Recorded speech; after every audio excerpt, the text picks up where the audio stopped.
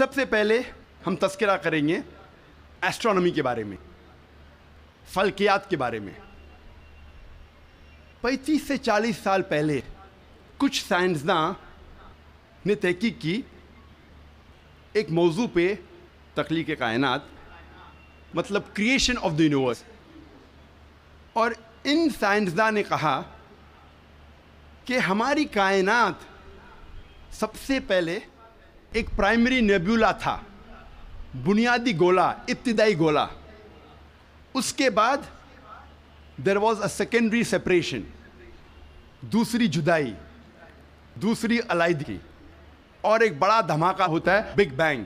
اس کے بعد وجود میں آیا گیلیکسیز، کہکشائیں، ستارے، سیارے، چاند، سورج، اور یہ زمین جس میں ہم رہتے ہیں۔ اسے سائنسداں نے کہا بگ بینگ، بڑا دھماکہ۔ یہ جو سائنسداں نے تقریباً 40 سال پہلے ڈھونڈا کس طریقے سے کائنات وجود میں آئیں، تخلیق کائنات، قرآن مجید میں اس کا ذکر 1400 سال پہلے ہے۔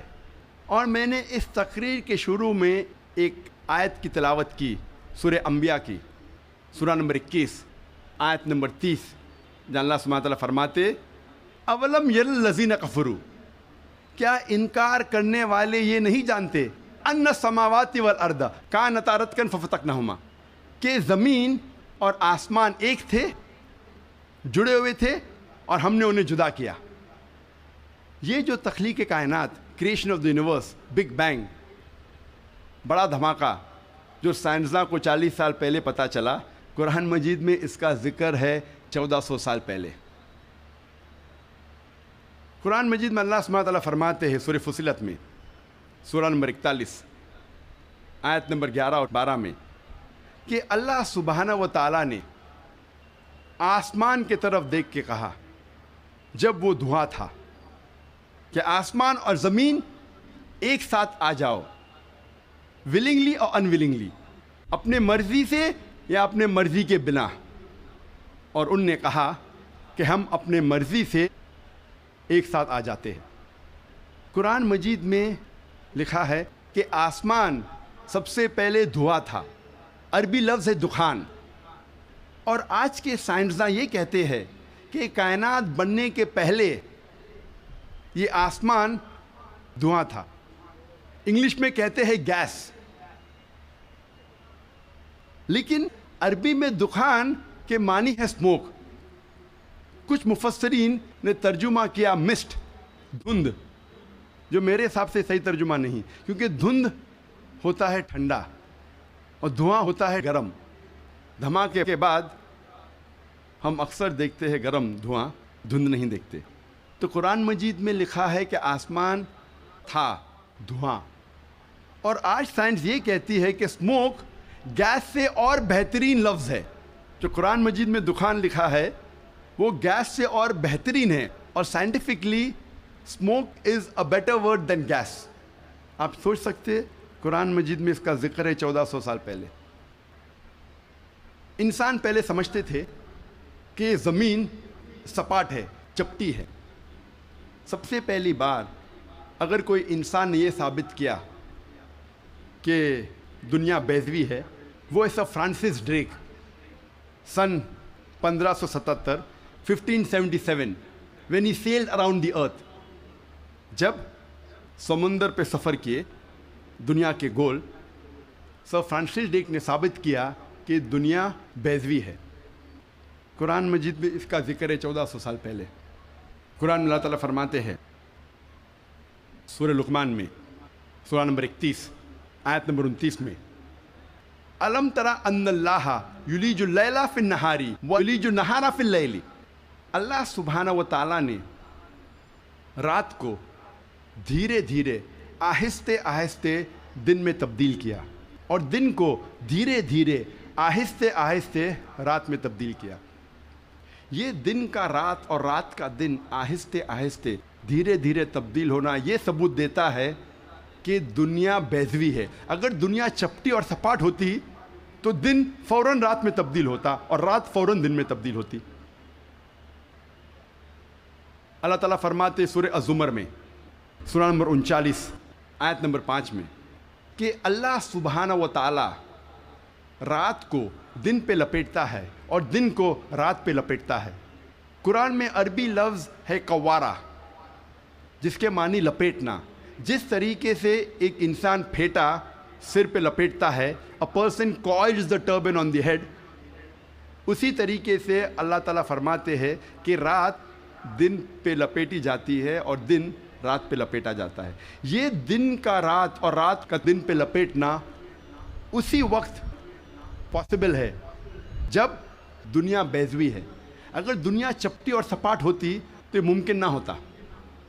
قرآن مجید میں اللہ تعالیٰ فرماتے ہیں سورہ نازیات میں، سورہ نمبر 79 چیپٹر 79 آیت نمبر 30 میں، وَالْأَرْضَ بَعْدَ ذَلِكَ دَحَاهَا، اور اس کے بعد اللہ سبحانہ و تعالیٰ نے زمین کو پھیلایا بچھونا جیسے۔ دہا کہ ایک معنی ہے پھیلانا، اور دہا کی دوسری معنی آتا ہے عربی لفظ دھویا سے، جس کے معنی ہے بیضہ، جس کے معنی ہے انڈا۔ اور ہم جانتے ہیں کہ دنیا گول ہے، بیضوی ہے، اور ہم یہ بھی جانتے ہیں آج کہ دنیا پوری طریقے سے گول نہیں ہے، وہ اوپر اور نیچے سے from the poles it is flattened, اوپر اور نیچے سے چپٹی ہے، جسے ہم کہتے ہیں انگریزی میں جیو اسفیئریکل ان شیپ، عرضی بیضوی۔ اور یہ لفظ جو دہا ہے وہ عام انڈے کے لیے نہیں ہے، عام بیضے کے لیے نہیں، خصوصاً شتر مرغ کے انڈے کے لیے، شتر مرغ کے بیضے کے لیے۔ اور جب ہم دیکھتے ہیں شتر مرغ کا بیضہ انڈا اس جیو اسفیئریکل ان شیپ، عرضی بیضوی کے شکل میں ہے۔ آپ سوچ سکتے ہیں 1400 سال پہلے اس کتاب میں لکھا ہے کہ یہ زمین، یہ دھرتی اس جیو اسفیئریکل ان شیپ، عرضی بیضوی شکل میں ہے۔ پہلے انسان یہ سوچتے تھے یہ چاندنی جو ہے، چاند کی روشنی، یہ اس کی خود کی روشنی ہے۔ چند صدی پہلے ہمیں پتہ چلا کہ چاند کی روشنی، چاندنی اس کی خود کی روشنی نہیں ہے، یہ سورج کی لی ہوئی روشنی ہے، سورج کی منعکس شدہ ریفلیکٹڈ لائٹ ہے، بوروڈ لائٹ ہے۔ قرآن مجید میں اللہ سبحانہ تعالیٰ فرماتے ہیں سورہ فرقان میں، سورہ نمبر 25 آیت نمبر 61 میں، اللہ سبحانہ و تعالیٰ نے آسمان میں برج رکھے، تاروں کے جھنڈ، اور اس میں رکھا سورج جس کے پاس خود کی روشنی ہے، سلگتا ہوا چراغ، اور رکھا چاند جس کی لی ہوئی روشنی ہے۔ قرآن میں سورج عربی میں کہا گیا ہے شمس، اور اس کی روشنی کو کہا گیا ہے سراج، وہاج اور دیا، جس کے معنی ہے سلگتا ہوا چراغ یا مشال یا دیا۔ تینوں کے معنی ہیں کہ سورج کی روشنی خود کی ہے، اور چاند کو کہا گیا ہے قرآن مجید میں قمر، اور چاندنی کو کہا گیا ہے منیر یا نور۔ منیر مینز بوروڈ لائٹ، لی ہوئی روشنی، یا نور میننگ ریفلیکٹڈ لائٹ، منعکس شدہ روشنی، ریفلیکٹڈ لائٹ۔ آپ سوچ سکتے قرآن مجید 1400 سال پہلے کہتا ہے کہ یہ چاندنی خود کی روشنی نہیں ہے، چاند کی لی ہوئی روشنی ہے۔ اور اس کا ذکر سورہ فرقان سورہ نمبر 25 آیت نمبر 61 کے علاوہ سورہ یونس میں سورہ نمبر 10 آیت نمبر 5 میں، اور سورہ نوح میں سورہ نمبر 71 آیت نمبر 15 اور 16 میں۔ پہلے سائنسداں یہ سمجھتے تھے کہ زمین کائنات کا مرکز ہے، اور باقی سیارے، چاند اور سورج زمین کے گول گھوم رہے ہیں، چکر لگا رہے ہیں۔ اسے کہتے تھے تھیوری آف جیو سینٹرزم، زمین کو مرکز سمجھنے کا نظریہ۔ اور یہ لوگ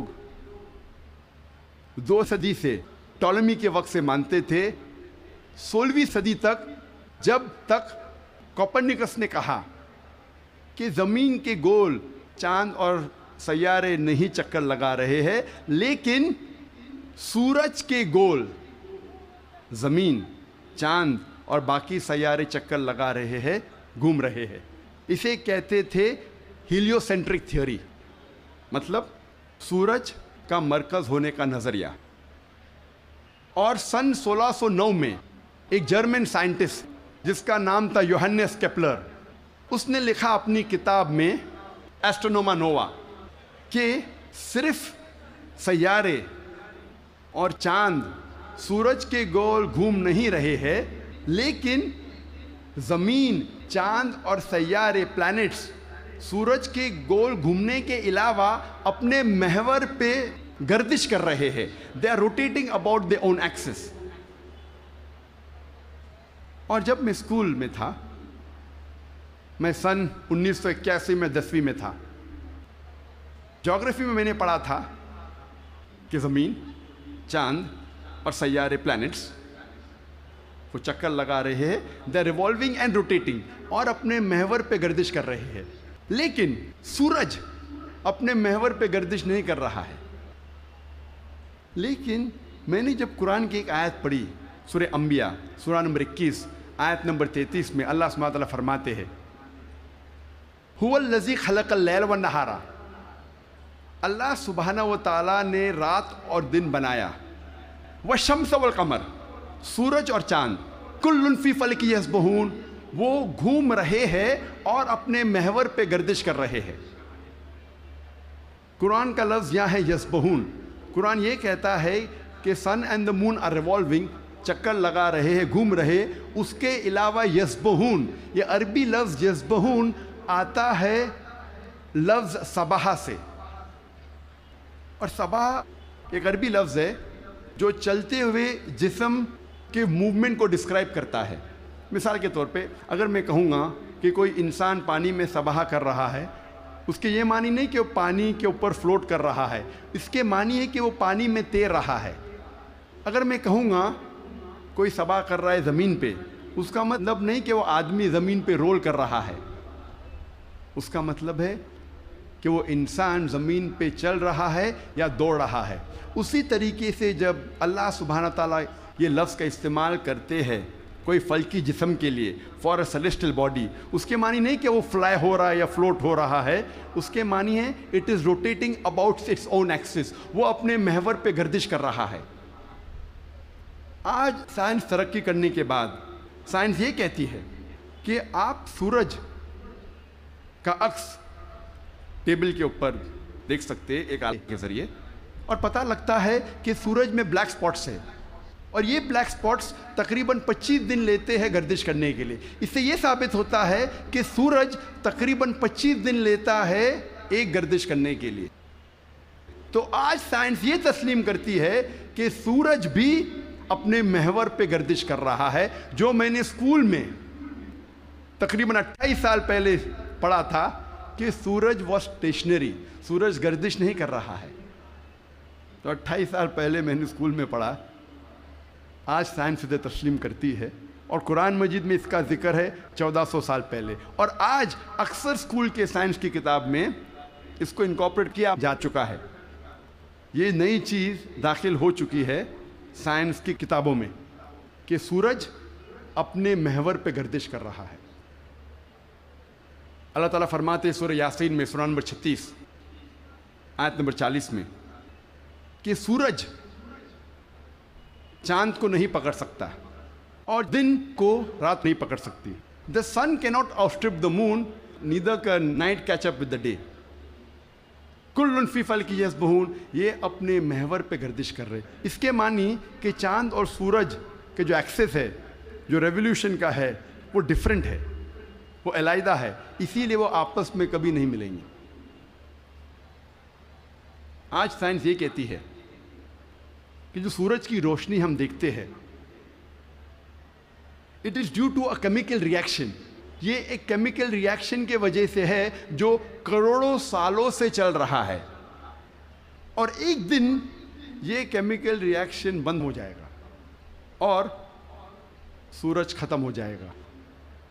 लेकिन साइंसदान कहते हैं कि इसको और करोड़ों साल लगेंगी और करोड़ों साल के बाद ये केमिकल रिएक्शन बंद होगा। यानी साइंस ये कहती है कि एक वक्त आएगा जब सूरज नष्ट हो जाएगा, ख़त्म हो जाएगा। कुरान में अल्लाह ताला फरमाते हैं सूरह यासीन में, सूरह नंबर 36 आयत नंबर 38 में, वशम्सु तजरी लिमुस्तक़र्रिन लहा, कि सूरज जा रहा है अपने मुस्तकर की तरफ, सूरज जा रहा है अपने डेस्टिनेशन पे। सूरज एक मुकर्रर वक्त के लिए है। मुस्तकर के मानी मुकर्रर वक्त और मुकर्रर जगह, इसके दो मानी होते हैं। मुस्तकर के मानी कि सूरज एक मुकर्रर वक्त के लिए है और मुकर्रर जगह की तरफ जा रहा है। ये साइंस आज तस्लीम करती है कि सूरज एक मुकर्रर वक्त के लिए है, और साइंस ये भी मानती है कि सूरज कायनात के एक नुक्ते की तरफ जा रहा है जिसका नाम है solar apex. In the Hercules alpha Lyra 12 मील पर सेकेंड की रफ्तार पे, कुरान में लिखा है मुस्तकर, मुकर्रर जगह की तरफ। साइंस कहती है दोनों मानी मुस्तकर के, मुकर्रर जगह और मुकर्रर वक्त दोनों अल्हम्दुलिल्लाह सही है। और इसका जिक्र सूरह यासीन सूरह नंबर 36 आयत नंबर 38 के अलावा सूरह रौद में भी है, सूरह नंबर 13 आयत नंबर 2, सूरह फातिर सूरह नंबर 35 आयत नंबर 13, सूरह लुकमान सूरह नंबर 31 आयत नंबर 29 और सूरह अज़्ज़ुमर सूरह नंबर 39 आयत नंबर 5 में। सब जगह कहा गया है कि सूरज एक मुकर्रर वक्त के लिए है, एक मुकर्रर जगह की तरफ जा रहा है। आज साइंस ये कहती है जो आसमान हमारे ज़मीन के ऊपर है, जिसे हम कहते हैं एटमॉस्फेयर, वो एक महफूज छत की तरह है। और साइंसदान ये कहते हैं कि खतरनाक rays like ultraviolet rays, X rays, ये छत, ये एटमॉस्फेयर इन खतरनाक रेस को ज़मीन पे आने से रोकता है, वरना ज़मीन पे जानदार चीज़ मर जाएंगी, मिट जाएंगी। कुरान में इसका जिक्र है सूरह अंबिया में सूरह नंबर 21 आयत नंबर 32 में कि अल्लाह सुब्हाना व तआला ने आसमान को एक महफूज छत बनाया, a protected ceiling, a canopy well guarded.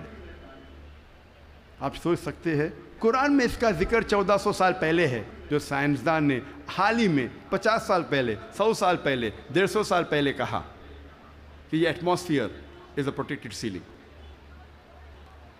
जब मैं स्कूल में था तकरीबन 28 साल पहले, मैंने साइंस में सीखा था there are 3 types of matter, solid, liquid and gas.